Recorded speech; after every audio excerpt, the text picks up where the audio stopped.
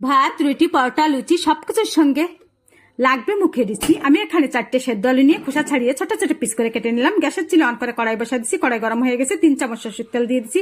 ফোড়নের জন্য দিয়ে দিচ্ছি 2টো তেজপাতা, 2টো শুকনো লঙ্কা, ছোট্ট 1 চামচ জিরা, 1টা এলাচ ফাটিয়ে দিচ্ছি আর ছোট্ট 2 টুকরা দারচিনি দিয়ে ফোড়নটা মিক্সি ঘুরান বেরিয়ে গেছে। তখন দিয়ে দিচ্ছি কাটিয়ে রাখা আলু, একটু নাড়ে চাড়ে মিশিয়ে নিয়ে এখানে নিচ্ছি গরম জল। আধা ঘন্টা আগের থেকে এই কাবলি চানাগুলো আমি ভিজিয়ে রাখছিলাম। 1.5 কাপ কাবলি চানা আছে। একটা কুকার নিয়ে কাবলি চানার জল ফেলাই দিয়ে চানাগুলো দিয়ে দিছি। কুকারের ভিতরে পরিমাণ মতো লবণ, আধা চামচ হলুদ গুঁড়া আর আধা লিটার জল দিয়ে ঢাকনা বন্ধ করে দিছি। গ্যাসের চুলো আরেক ধারে অন করে দেখা দিলাম। 6টা সিটি দিয়ে নেব। সিটি বেজে গেছে, কুকারটা নামিয়ে নিলাম। ঠান্ডা হোক ততক্ষণে আমি একটা মশলা বেটে নেব।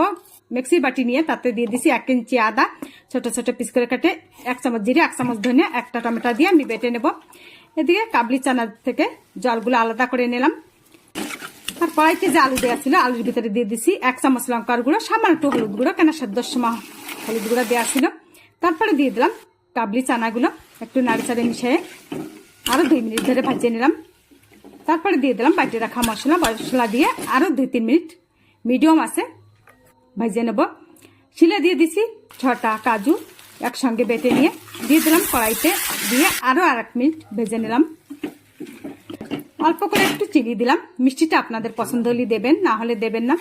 তারপরে দিয়ে দিছি চানা সেদ্ধ জল দিয়ে আরো 4-5 মিনিট ফুটিয়ে নিলাম। ফুটিয়ে 2টো কাঁচা লঙ্কা চিড়ে দিয়ে দিলাম আর দিয়ে দিলাম গরম মশলা দিয়ে নামিয়ে নিলেই হয়ে গেল কাবলি চানা।